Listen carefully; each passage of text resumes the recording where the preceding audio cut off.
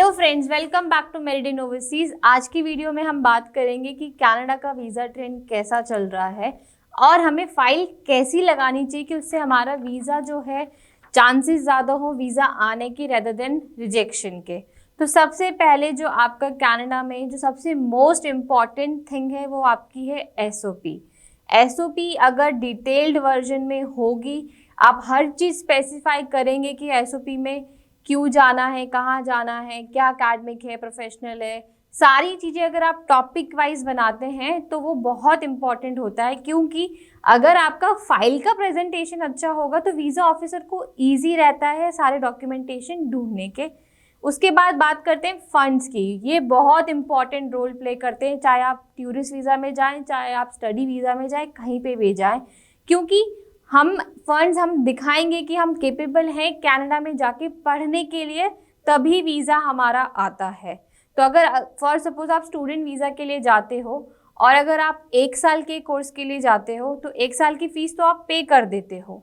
But अगर stability दिखानी है आपको कि आपके पेरेंट्स की स्टेबिलिटी है, आपके पास सफिशिएंट फंड है, क्योंकि आप जाओगे, रहोगे, अकोमोडेशन है, फ़्लाइट टिकट्स हैं, बहुत सारी चीज़ें होती हैं, तो वो आपको प्रॉपरली दिखानी होती है। क्योंकि इंडिया में जनरली टैक्स के जो हम आईटीआर भरते हैं वो 5 लाख से ज़्यादा नहीं भरते हैं।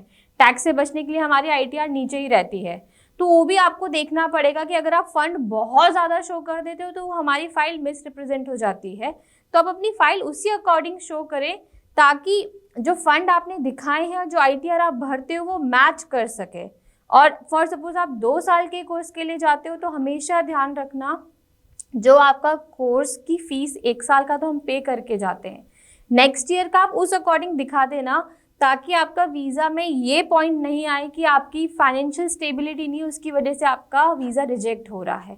तो ये हमेशा ध्यान रखना है कि फंड्स हमें प्रॉपर शो करने हैं, प्रॉपर फ्लो है या नहीं है अपने फंड्स का, हर महीने कितना पैसा आ रहा है, कितना निकल रहा है, कितना हमने शो किया है, ये सारी चीज़ें प्रॉपरली चेक होनी चाहिए। कोशिश यही करना कि आप जब जितने भी 3 महीने पुराने फंड्स लगाते हो, 3 महीने का स्टेटमेंट लगाते हो, तो वो 3 महीने से पहले वो फंड आपके अकाउंट में ट्रांसफ़र हुआ हो।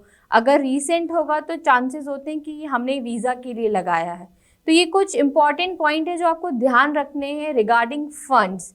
इसके बाद जो आता है वो आता है आपकी फैमिली टाइज। कनाडा में आप चाहे टूरिस्ट वीज़ा में जाओ, चाहे स्टडी वीज़ा में जाओ, आपको अपनी एसओपी में ये दिखाना पड़ता है या कवर लेटर में या लेटर ऑफ एक्सप्लेनेशन में कि आप क्यों जा रहे हो और वहाँ से वापस आने का रीज़न। तो सबसे इम्पॉर्टेंट जो रीज़न होता है, टाइज होता है हमारे होम कंट्री से, उसमें आप अपनी फैमिली का बता सकते हो। अगर आप स्टूडेंट वीज़ा पे जा रहे हो तो आप अपने फ्यूचर गोल्स बताओ कि मैं ये करना चाहता हूँ, वहाँ जाके मैं ये सीखना चाहता हूँ, वहाँ से वापस आकर मैं अपनी कंट्री के लिए ये करूँगा या बिजनेस खोलूँगा, स्टार्टअप करूँगा, बहुत सारी चीज़ें हैं, वो आपको होम टाइज दिखाना पड़ता है। फैमिली के बारे में बताओ, अगर सिंगल सन हो तो बताओ कि मैं आई एम द सिंगल सन, में उनको, या सिंगल डॉटर हो तो उनका टेक केयर करना है आपको, या आपकी प्रॉपर्टीज़ हैं जो यहाँ पे हैं आपसे बिलोंग करती है। तो ये सारी चीज़ें आपको अपनी लेटर ऑफ एक्सप्लेनेशन में या फिर आपको अपने कवर लेटर में ये बताना होता है। इसके बाद मोस्ट इम्पॉर्टेंट थिंग है अपनी फाइल का प्रेजेंटेशन। जो भी डॉक्यूमेंट आप लगा रहे हो वो इस तरीके से लगाओ कि आपकी फाइल पॉजिटिव मैनर में दिखे, वीज़ा ऑफिसर को ज़्यादा कॉम्प्लिकेटेड चीज़ें नहीं दिखे आपकी फ़ाइल में, कि उसको कुछ देखना है तो ईजिली अवेलेबल हो। उसके लिए क्या कर सकते हो, आप एक चेकलिस्ट लगा सकते हो कि आपने अपनी वीज़ा की फ़ाइल के अंदर क्या क्या डॉक्यूमेंट्स अटैच किए हैं, किस लाइन में अटैच किए हैं, कौन कौन से डॉक्यूमेंट कैसे कैसे मिलेंगे।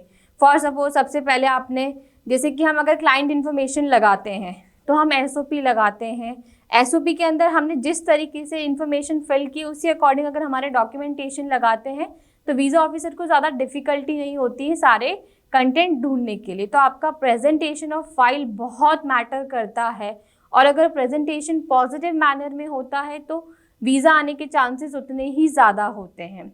अब बात है वीज़ा ट्रेंड की। तो कनाडा में जो वीज़ा ट्रेंड है वो अभी वैसे तो पॉजिटिव चल रहा है, पर वो आपकी फ़ाइल पे वेरी करेगा। अगर आपका फाइल प्रेजेंटेशन, एकेडमिक फंड बहुत अच्छा है, स्ट्रॉन्ग है, तो वीज़ा आने के बहुत ज़्यादा चांसेस है। क्योंकि कनाडा में अभी रिजेक्शन रेट बहुत कम हो चुका है, वीज़ा ट्रेंड है वो पॉजिटिव चल रहा है। तो ये ज़रूर ध्यान रखिए कि आप अपनी फ़ाइल कैसे प्रेजेंट कर रहे हैं। आप खुद सेटिस्फाई होने चाहिए अपनी फ़ाइल लगाने से पहले कि मेरी फ़ाइल में सारे पॉइंट्स हैं या नहीं हैं। ये चीज़ें आपको ध्यान रखनी है कभी भी वीज़ा लगाने से पहले। 100% अपने कंसल्टेंट के ऊपर डिपेंडेंट नहीं होना है। आपको अपनी फ़ाइल का ध्यान खुद रखना है, खुद को चेक करना है, उनको भी चेक करना है, दोनों को आपको प्रॉपर डॉक्यूमेंटेशन अटैच करना है।